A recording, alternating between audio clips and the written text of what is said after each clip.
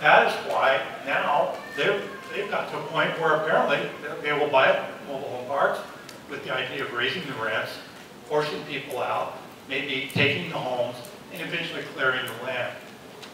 With competition, it forces everyone to be more and more immoral like that, apparently. So I think we've covered that subject. This is from a website called Park Street Partners. They seem to be a small player, but they have pretty much summed up what it looks like is happening. They said the mobile home park industry is starting to enter its consolidation phase. According to them, it's still very early. The mobile home park industry remains extremely fragmented. Large operators are focused on 200 plus spaces, 4 and 5 star communities, many of which are retirement, 55 plus age communities.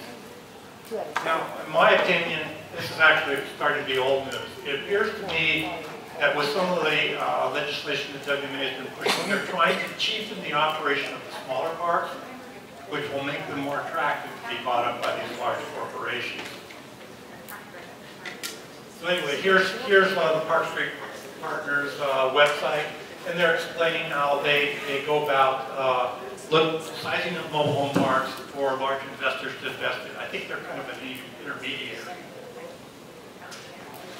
This guy, Jefferson Lilly, that runs it, he had the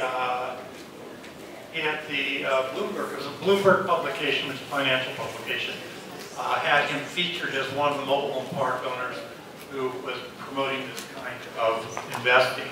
And he even has a YouTube now video called Mastering Mobile Home Park Investing. So they're not only just buying up parks, but they're encouraging other people to get involved in it too. Here's the Bloomberg article that broke back in about 2014. It says, investors see double-wide returns in trailer parks. And white-collar professionals are fleeing Wall Street and Silicon Valley by trailer parks in rural America, lured by the unusual economics of America's cheapest form of housing. This is according to Bloomberg Market.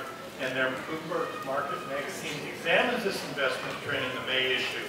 And you can actually Google that, or when you get these slides, you can click on the link and you'll see it. Then Yahoo followed up with Yahoo Investment. You won't believe this hot new investment vehicle, and they had Bloomberg come on and talk about it.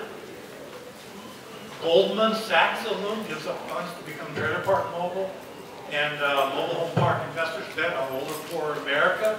This was up to 4 years old, but that's the trend, and that's what Bloomberg is reporting on. I believe it's the tip of the iceberg, because most private equity investors are very quiet. We don't really know where some of this pooled money is coming from. You could use your imagination, but it's being held in the name of corporation, and we've all heard of Panama Papers and some of these other mysterious things. People say they want to know the owner of their mobile home park, and I think they're getting it slightly wrong. Yes, you want to know the owner, but what you want to know is the beneficial owner. Put the word beneficial in front, because if you ask who the owner of your mobile home park is, you're going to get some corporate name. You're not going to know who's even if there's a CEO of the corporation, it doesn't necessarily tell you who the beneficial owners are. So we need some work there on what the owner of a park really is, because in the way the laws are structured today, a corporation can be the owner, and then they can just give you the name of a corporation, and you really don't know who is making the money off the park individually. So some of the large players are Equity Lifestyle, Tatum Kaplan, Horton Scott. Another one is Sun Communities. And if you look at their website, they talk about their competitive acquisitions program. I think somebody is in the audience today who went through one of these flipping of the parks until it ended up in the Sun Community. Who's that person? Are you still here? Anybody here owned by Sun Communities? They're the second largest ELS. Were you one of the ones that were in Vetter Community starting? Okay, now Vetter was a mom and pop operation that had about 18 parks in California and a few other states, I think. And if you went to their website, which in another lecture I have their website, it talks about how friendly they are, and they kind of like a blurb from one of their managers saying, in economic hard times, think about your customers, think about your residents, help them through until economic times get better. That was the old Vetter. Then it flipped to Carefree. Carefree is another mobile home park aggregator, not as big as Sun, and Carefree took over. Now, I don't know what happened with Carefree, whether you thought they were better than Sun or not, or just as bad as Sun, but it wasn't but a year later, Carefree then flipped all 18 of the parks to Sun Community. So, once you're in these portfolios, you really don't know what the next thing could be. And you really don't have much control over what they do to you at this point. And they have millions of dollars, and they know how to intimidate you. Did I say anything about the sign-in sheet? Did everyone get it? It's not installed there. Right? Okay. It's going around. So, Sun Communities, I need somebody to give me like a notice at 3:30, probably already passed. It's 3:30. Okay, so like about a quarter till, give me another notice, and about 10 till, give me another notice, so we can keep me on track and I can get to the end of this. Okay. Because I could sit here and talk for all day about this, but this is on the Sun Communities website, and they're actually encouraging mom and pop to sell now to Sun Communities. They want to buy up the parks. And it's a long sales pitch on why you should sell to Sun, diversify your wealth. Here's their website with the competitive acquisition program information on it. We can't read it because it's too grayed out. And then there's the guys, Rolf and Reynolds. Has anyone heard of Rolf and Reynolds? Nope. Tim has. Oh, good. I get to tell you something. A lot of people already know a lot of this stuff. Frank Rolf and Dave Reynolds run what's called Mobile Home University. They're based in the Midwest. I'm not sure whether it's Texas or not. It's mobilehomeuniversity.com, and they teach investors how to get rich buying up mobile home parks. Here's their website. We teach mobile home park investing. Tell you what kind. This kind of investing. This is something that Reynolds and Rolf himself wrote, and it was published on newwireinvestor.com. Push rents relentlessly. Tenants will accept pretty much whatever you raise the rents to. You should only get into the mobile home park business to make money. These people, Rolf and Reynolds, are teaching other people how to be predators. So here's the actual pages from the website, how to make money in the mobile home park business. Here's the push rents relentlessly part, and the grooming of the park at 20% cap rate. I want to touch on that. They say if you push rents by 10% each year, it will take you only about 7 years to double the rent. Can you push rents this aggressively? You bet. 3,000 or so to move a mobile home. I think that's low. I think here in California, by the time you do the 30,000, you know, 10,000 per side, plus all the landscaping and whatever else you're going to have to do. Plus, if you move it, it's probably going to be broken up a bit. You're going to need new carpeting and all kinds of things. Anyway, there is a huge barrier to moving out, so tenants will accept pretty much whatever you raise the rents to. Don't try to get fancy if you want to make $1 million in the mobile home park business. Follow proven formulas such as ours, and you will have the best chance of success. According to Dean Sargent, who has been to our park twice, and we've tried to get something going to buy the park from our creditor, a 20% cap rate is a pretty crummy park. That's his language. In other words, that means a park that is being neglected to the point of heading towards becoming a slum. And I created this word slumified because we've seen parks that my particular park owner has had for many, many years, and it is as much neglect of the maintenance of the park as they can get away with. Now, in our park, we don't let them get away with it. But now we're becoming park managers, aren't we? Now we're doing the job that we used to pay our other park owner to do because we're watching, and every time they do something, fail to do something, we nail them. But we're not getting paid for this. So, I'm glad this happened. This happened in December last year. Housing Advocates Protest Boot Camp, the Rolf and Reynolds Mobile Home 101 University to maximize trailer park profits. Housing Advocates Protester Boot Camp. They went to one of the seminars that Rolf and Reynolds was conducting at the Austin Westin Hotel and protested. And it was beautiful. I want to show you some pictures. Here's one Mobile Home University diploma, Bachelor of Unethical Investment in Mismanagement. To them. And look, they all put on their caps and gowns to show that this is the kind of training you're getting. There's another good one here. Mobile Home University, congratulations 2017 grads. They're congratulating grads as they come out the door with their protest signs. I believe these are people that actually lived in one of Frank Rolford Reynolds' parks. So this is the kind of thing we need more of, and I hope we get more of it 2018, 2019, because if we don't push back, we don't see more advocacy and activism, we're going to get steamrolled. Did I tell you about the sign and cheat? Okay, don't let it sit on a chair. Keep passing it around if you want to get on the mailing list. Okay, so we went through that, but there's other kinds of protests too. I call them the silent protests. These are protests by other businesses that you don't see in the news. Lenders, banks, stop lending to home buyers in predatory parks. This is a little known aspect, but lenders exit due to the predatory practices of some park owners. Am I coming through there? Okay, I can't tell. The banks don't want to be stuck with trying to sell foreclosed homes that park residents get forced to walk away from. This is happening.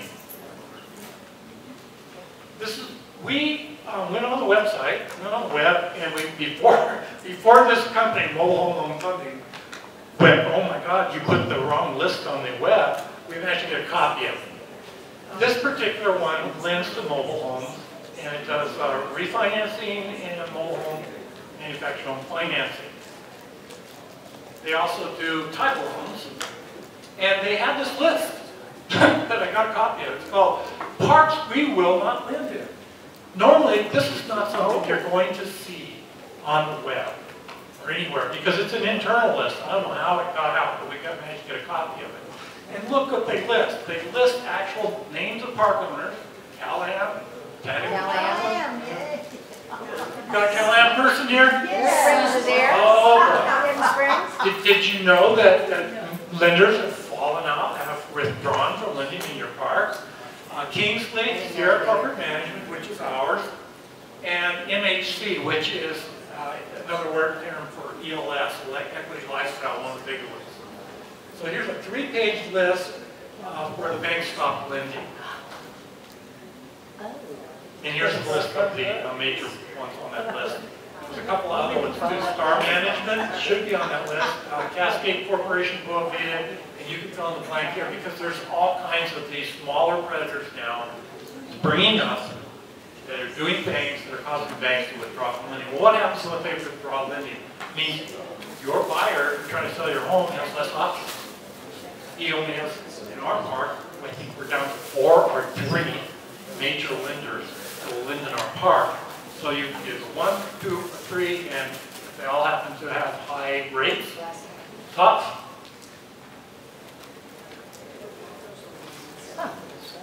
So this is an unknown that I wish it was tracked somewhere as to how many more lenders have listed parks we will not lend in. But I assume that probably most lending institutions have something like this once they've been through the mill with some of these predatory park owners. The lack of sunlight and provable evidence is a foundation stone for these aggressors.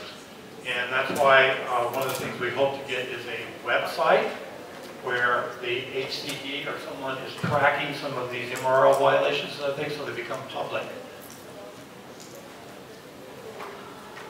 Okay, how did I get the term predator park owner watchdog guy? This should be back at the beginning, but I told you there's going to be mistakes. And I think I already explained all this, yeah. But I do want to define the term predatory. Predatory, I found out, doing this for 6 years now, means doing what most corporate park owners are doing. It's just a matter of how fast and how many of them you're doing at the same time. So my contention, the reason to scare you and hopefully give you a little bit less sleep tonight, maybe you'll work together to stop this, is to point out that they're all doing this. It's just the ones that do it that shock the residents are called predators. But the ones that are doing it nice and slow, or one at a time, they get credit as being a little bit nicer because you don't feel the pain as much, but it's still happening. Quarter to four. Quarter till? Okay, great. So it's speed, not substance, that's the difference in my opinion. Now, Court and Scott is one of the worst, and they have a shocker bleach brick style, while others strip the parks more slowly. And even smaller mom and pop owners now are joining in and doing the same. And the reasoning that we feel that this is happening is because the new parks are being built. Parks were built back in the 60s, 70s.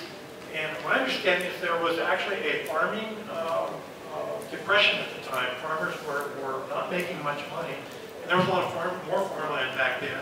And many of them found out that they could get cash by creating mobile home parks. Now, you guys that know more history, I can see one yelling yet at me. Tell me if that's right or wrong. But the main thing is somebody needed cash now. And the mom and pop founder of our park was actually kind of proud. They actually felt they were doing something for the community. They lived in the community. And they were on city councils. They were known. And so they took some pride in the park that they owned. What has happened since then? Well, not only have they passed away, but maybe even their children passed away. Now the grandchildren or so are inheriting these parks. And when they inherit these parks, first thing they think of is how can we cash out? What is our exit strategy to get out of the park and to get out with a profit? Let's see. The predator owners are the quick buck artists, and you can tell what they are by they cut staffing and services, right? Our park had 4 managers or assistant managers living in the park before it was sold. Now we're down to 1, 1.5. Well, I think the half goes to a couple of their other parks on other days. They cut maintenance. We used to have 2 sewage pumps. We needed pumps for our sewer line. They let 1 go into disrepair so that there was no backup. And then one day we had a sewage spill. And we found out that they had been letting it sit for months and months and months without repairs. They raised the rents. And the reason they do this is because it raises the value of the park for borrowing money to buy more parks. It also, some of their predatory lease clauses help set up the land for clearing and redevelopment. So the end game, again, is park closure and redevelopment if you're sitting on some valuable land. Okay, so why are they so cheap? Well, by cutting costs, neglecting maintenance, and raising rent, they get the financing. It allows them to turn over their loans. And commercial loans tend to be 5 to 7 years. I don't know a lot about park loan financing for huge parks that these corporations are doing. We do have some experts in the room. Dave here, about if you're buying your park. My understanding that a lot of commercial loans have to be turned over every 5 to 7 years. By getting those rent rates up, they can then refinance. If the rents are down or they cut rents, they're not going to get the financing they got before. Why they want financing? Getting larger loans to buy more parks. And in the process, they become billionaires tycoons. I think I have a picture of one of their homes, one of their exquisite mansions in Beverly Hills. Now, you can look up this yourself. But this is from a website called strongtowns.org, which is trying to help cities to get out of this eternal growth syndrome that they're in. Because I'll talk a little bit later why your city also may want your park redeveloped. Because cities are often caught in a debt situation, and development brings some tax revenue, tends to, at least short term, to help them get out of their problems. And if you have a mobile home park that these slumlords have let run down, they may be glad to see it go. So there's lots of factors playing in here. So I would suggest everyone go to strongtowns.org and read The Paradox of Persistent Vacancies and High Prices, because they will tell you why your park has raised rents, and why even if there's homes empty or empty lots in the park, they still have the rents high. Normally you would think a market would tell you, well, if you've got empty homes or empty lots, you got to lower the rent. They won't, because of the way financing works. In the leases of some of these predators, we have minimum rent increases. Ours is minimum 6% compounded, which means the rent will double in 12 years. Now, many of you people on fixed income, I think our first one was a gal named Marcia, who was on fixed income, and when her lease expired, they raised her rent like $400, and she was forced out of the park, and that was back in like 2013, I think it was. What happens is this increases park turnover, which tends to benefit them. It increases the chance that the park owner will confiscate a home or two here and there, and it also, having these minimum rent increases, increases the value of the park for lending again. Now, some of them, Port Scott, have no maximum rent increase. So what that does, not that they used it, but it's there in their paperwork showing that if they have to, they can double your rent with just a notice. Triple your rent. There's no maximum. So if they want to clear a park, how many years do you think it would take to clear a park with no maximum rent increase? A year. You know, not very long, really. Also in these lease mechanisms, there's the right of first refusal to buy the home. There's pass-throughs, which was talked about earlier, and we have a 60-month rent readjustment to market rate as the park owner's consultant recommends. So no matter what we have, there is a rent readjustment whenever they feel they want to invoke that. And then on top of it, you have the intimidation and lack of legal protection, which all adds up to keeping people from fighting back against these guys. In the lease, of course, we've already talked about this, exclusion from rent control, arbitration clauses are in there, which have been overturned by Ask Law Firm. In fact, I think they said, I called them up, Maria Ripo said we have to take 4 of those cases. Ask Law Firm has done like 30 or 40 failure to maintain lawsuits. But the park owner actually was silly enough to say, well, we have an arbitration clause and you can't just do a lawsuit. They took it to court first. The first court case, they overturned their arbitration clause. In the second court case, they went ahead and did the failure to maintain lawsuit. So the point now is that those clauses really have no effect except on who? Us. Right, they scare the residents. If you see an arbitration clause, you may think that you can't sue. So there is some benefit to them having them, even though they can be overturned if you have the money to hire an attorney. So we went through these high minimum rent raises, right of first refusal, and I'm just going to give you some examples of how the right of first refusal works instead of reading this long death by PowerPoint thing. Here is a lease. Here is a flyer from our local park home seller. Michelle Fairchild, Fountain Valley Estates. Call Michelle. This home is for sale with central air for only $45,000. What I want to focus on is this part right down here. So let's zoom in on that. I don't know if you can read that, but it says the space rent is $1,750. I can blow it up here so you know better. Space rent is $1,750 starting. Now we're in Orange County, so space rents are already high. But you will get a $400 monthly credit for the first year, $300 for the second, $200 credit for the third, $100 credit for the fourth. So basically, they're kind of giving you what looks like a move-in deal. Well, remember, in Orange County, rents are high too, but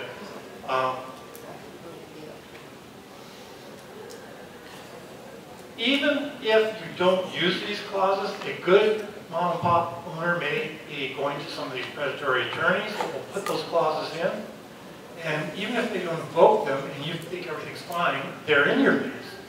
And they give that mom and pop park owner something to go to the creditors, the big lenders, and say, look, we have these leases, there are clauses in the lease, everyone signed them. And legally, if you buy the park, you can invoke them, right? I mean, they're there. So the way I see it, and again, this is my story, these lease clauses raise the resale value of the park, and they make the park legally a gold mine for those who are ruthless enough to take advantage of the clauses. And remember, most people don't know how to defend themselves, they don't have the money, they don't have the persistence and expertise. So even if one park is successful in fighting some of these things, 10 of them may not be.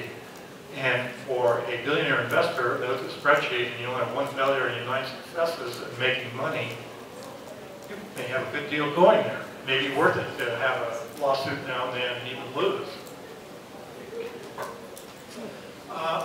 In this 25-year lease, there is a clause down here that says addendum. Now, you know in the MRL it says, or you can look it up, that a right of first refusal clause is technically illegal to be required in a lease, except as a separate agreement. So, what are they doing in the Port Scott? They're calling it an addendum, they're stapling it to the back of the lease, and they're getting people to sign these right of first refusal clauses. Residents shall receive free rent, or in this case, that deal that I talked about on the flyer, for the first year, and shall be blah, blah, blah. All subsequent annual rent increases shall remain as indicated herein. Addendum rent is only valid for original tenant, blah, blah, blah. The whole point is they got that addendum in there, and what that addendum is, a right of first refusal to buy the home. Park owner agrees to discount space rent listed on page 4 of this lease agreement. So this is the last page of the lease. This was like page 3 of the lease. This is the last page, the attachment or the addendum. And this is actually taken from one that somebody signed. Tenant grants the park owner a right of first refusal to purchase tenant's mobile home. If tenant receives a bona fide offer to purchase the mobile home, a copy of the offer, including all terms and conditions, shall be submitted to the park owner, who shall have 5 business days to meet and agree to its terms. Tenant shall inform the third-party offer of this agreement when it is made. The park owner may agree to buy the mobile home on the offer's terms by sending or delivering written notice within a 5-day period. If park owner does not accept this notice, then things go on as usual. It's there. They may not be invoking it, but it is in there in those leases. What does the right of first refusal do? It allows the park owner to slow the sales process to new buyers. With 3-day, I had 3-day, that was a mistake. It should be 5-day turnaround. So you're trying to sell your home, you've got a hot buyer, he wants to buy that home, and you say, well, you're going to have to wait 5 days because I got to, send this information to the park owner, who is now competing against you potentially to buy that home. What does that do to your potential buyers? Well, yeah, if they're hot and they're wanting to buy a home, it's going to cause some percentage of drop off. Don, it's $355. Okay, so this creates a sense of competition in the prospective buyer. No matter what he did, it can be matched by the park owner and the deal taken away. It may deter the buyer from even making an offer, and may, due to park owner imposed delays, force the homeowner into giving up and selling the home to the park owner. Or, if he can't sell it, the park owner will buy it, keeps causing delays, he may even lose the home. And notice that year 5 was not mentioned. Now, I may have my numbers wrong on this, but we had somebody come back who had hit year 5, and they said they thought, well, at year 5 it was going to be at 1750. Remember that, Debbie? Yes. And it turned out to be, no, it's not 1750 at year 5. It's what it would have been if there had been no move-in deal. 1750 plus. It could even be what the new market rate is that they're charging new buyers, like 1850, 1950, 22,000, whatever it's gone up to. I think it's very vague. Yeah. So we had someone who was in dire straits. There was a divorce going on. They lost some income, and they were coming to us trying to figure out how to get out of this because they hit year 5. They've gotten the increases, and they were. Seriously, I think they had the home up for sale. I don't know what happened, but somehow they were able to manage to stay in it. But we're not sure. It's one of those shaky situations. Okay, so I'm going to try to speed up a little bit. Sunlight helps. We need more watchdog organizations. There's a watchdog site that, fortunately for us, that is watching our particular park owner. It's called mhphoa.com. If you want to see what a predator can do, go to mhphoa.com and look at all the data that has been gathered by this particular website owner on this particular predator. It is amazing. They have a printout of evictions that this particular predator has done over a number of years. I believe it is in the many hundred, 600 or so. You can download that spreadsheet, I think, and look at them. It's from the court records.